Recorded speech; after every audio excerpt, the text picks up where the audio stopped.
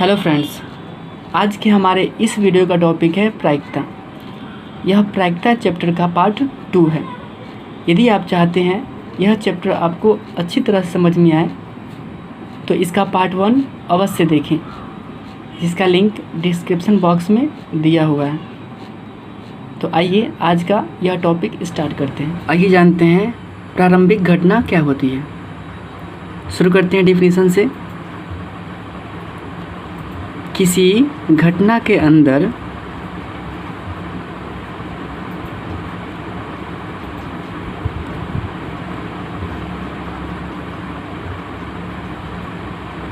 घटने वाली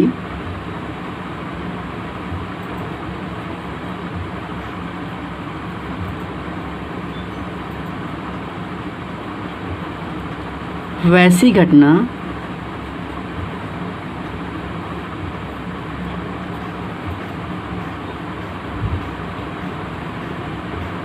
किसी घटना के अंदर घटने वाली वैसी घटना जिसका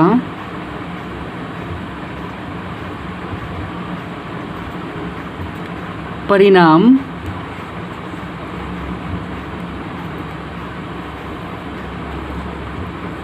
केवल एक हो।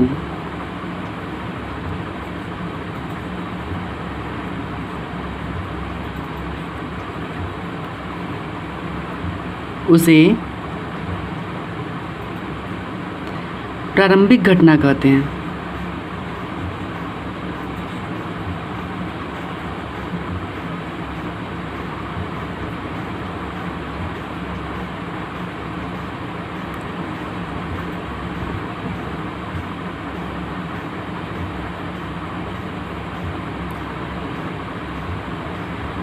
समझते हैं इसको डिटेल्स में कुछ एग्जाम्पल के साथ। एक सिक्के को हवा में उछाला जाता है तो आपसे पूछा जाए चित आने की प्रायिकता ज्ञात करें और पट आने की प्रायिकता ज्ञात करें।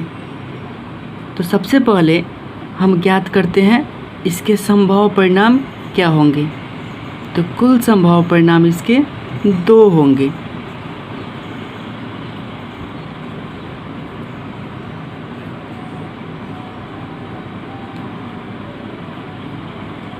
क्यों? क्योंकि यदि हम एक सिक्के को उछालते हैं तो केवल 2 ही घटनाएं घट सकती हैं, या तो चित्त या फिर पट। इसीलिए कुल संभव परिणाम इसके 2 होंगे।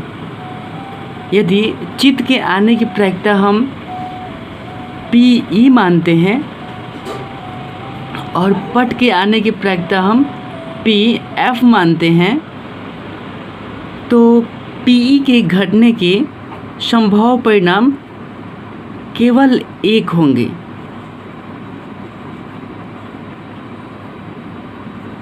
क्यों? क्योंकि सिक्के पर या फिर सिक्के के केवल एक पहलू पर चित्त अंकित होते हैं और दूसरे पहलू पर पट अंकित होंगे। इसलिए PF के भी संभव परिणाम केवल 1 होंगे।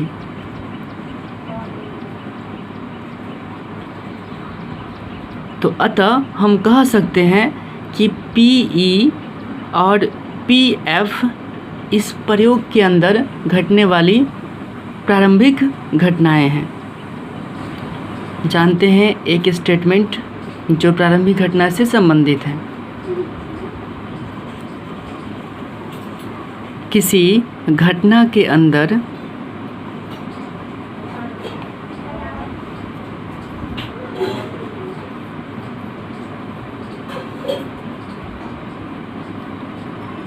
घटने वाली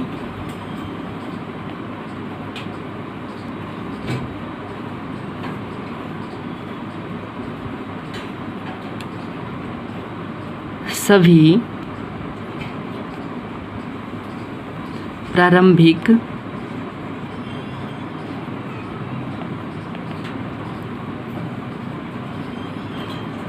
घटनाओं का योग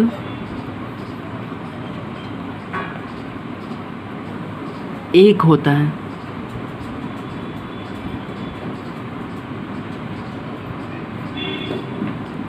आइए समझते हैं एक एग्जाम्पल के साथ इसे।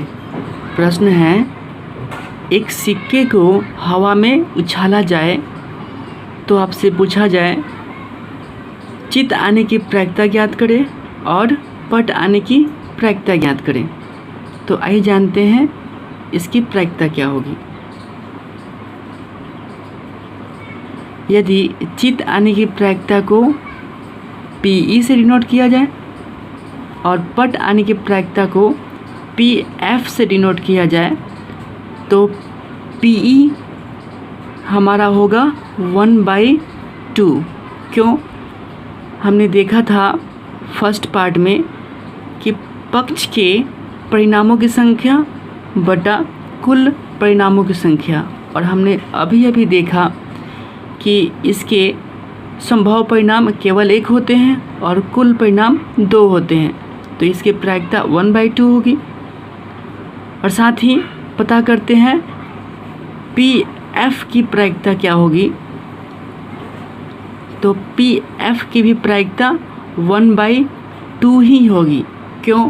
क्योंकि पट के परिणाम भी केवल 1 होंगे और हमारे पास कुल परिणाम 2 हैं।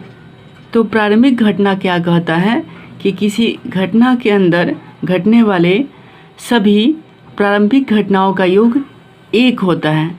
तो आइए इसे चेक करते हैं। तो PE और PF हमारी प्रारंभिक घटनाएं हैं इस प्रयोग के अंदर। तो 1/2 प्लस 1/2 को ऐड करेंगे तो डेफिनेटली 1 हमको मिलने वाला है। तो जो हमारा स्टेटमेंट था वो बिल्कुल करेक्ट है। बढ़ते हैं आगे और जानते हैं पूरक घटनाएं क्या होती हैं। सबसे फर्स्ट जानते हैं इसका डिफिनीशन।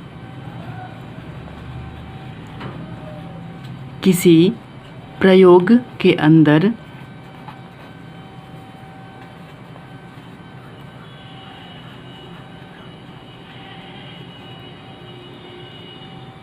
घटना के घटने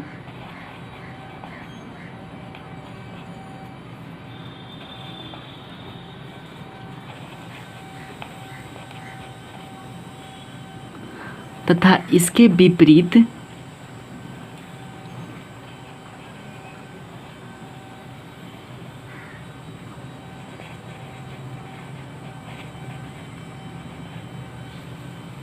उस घटना के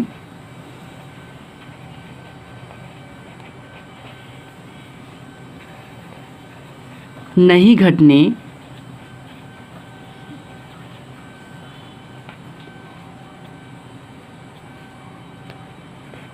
की प्रायिकताओं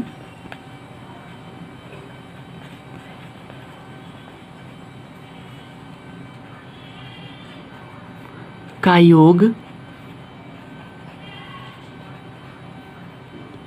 1 होता है।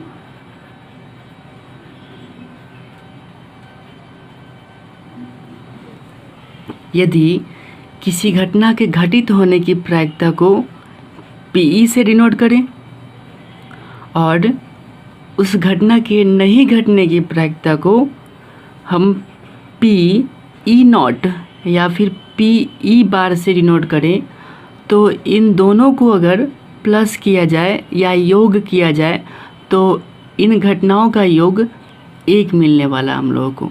अर्थात किसी घटना के घटित होने तथा उस घटना के नहीं घटित होने की प्रायिकताओं का योग ऑलवेज 1 होता है। देखते हैं कुछ एग्जाम्पल जो पूरा घटना पर आधारित है।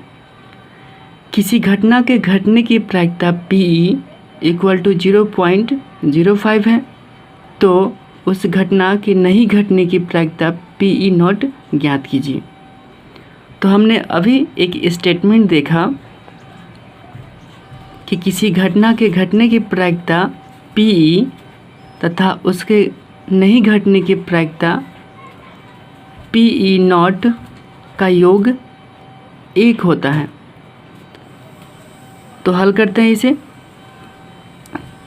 PE अर्थात किसी घटने की प्रायिकता प्रश्न में दिया हुआ है, तो 0.05 लिखेंगे प्लस PE0 हमें ज्ञात करना है, तो वैसे ही लिखेंगे = 1। ये यहाँ पर प्लस में है तो ये इक्वल के उस साइड माइनस में जाएगा, तो P E not equal to 1 minus 0.05। तो P E not equal to minus करेंगे 1 में से तो 0.95 इसका करेक्ट आंसर है। अर्थात किसी घटना के नहीं घटने की प्रायिकता 0.95 है। बढ़ते हैं आगे और जानते हैं निश्चित घटना क्या होती है। वैसी घटना जिसका घटित होना निश्चित हो उसे निश्चित घटना या निर्धारित घटना कहते हैं। समझते हैं एग्जाम्पल से। यदि एक थैले में केवल नींबू की महक वाली गोली रखी गई हो, अगर आपसे कहा जाए कि नींबू की महक वाली गोली निकलने की प्रायिकता क्या है, तो आप जितनी बार गोली निकालिएगा हर एक बार नींबू की महक वाली गोली ही निकलेगी। तो वैसी घटना जिसका घटित होना निश्चित हो, फिक्स हो कि वही आएगा, तो वैसी घटना को निश्चित घटना कहते हैं। और इसकी प्रायिकता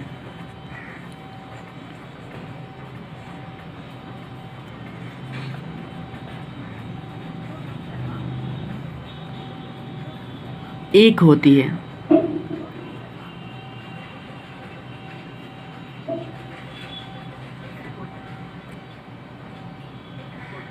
जानते हैं असंभव घटना क्या होती है।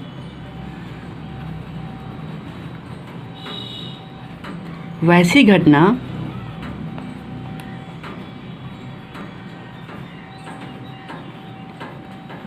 जिसका घटित होना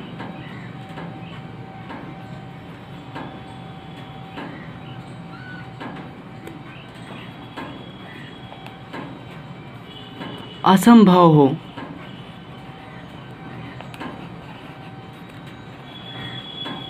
हो उसे असंभव घटना कहते हैं।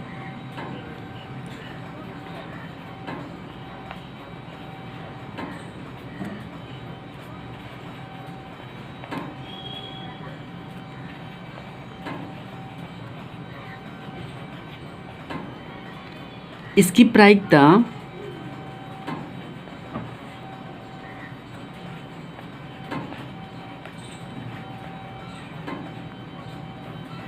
शून्य होती है।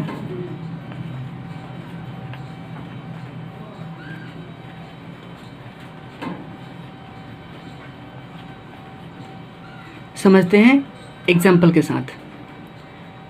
यदि एक थैले में नींबू की महक वाली गोली रखी गई है, यदि आपसे पूछा जाए कि संतरे की महक वाली गोली निकालने की प्रायिकता क्या है, तो उस थैले में केवल नींबू की महक वाली गोली है और आपसे पूछा जा रहा है संतरे की महक वाली गोली निकालने की प्रायिकता ज्ञात कीजिए, तो वहाँ एक भी ऐसी गोली नहीं है जो संतरे की महक वाली है।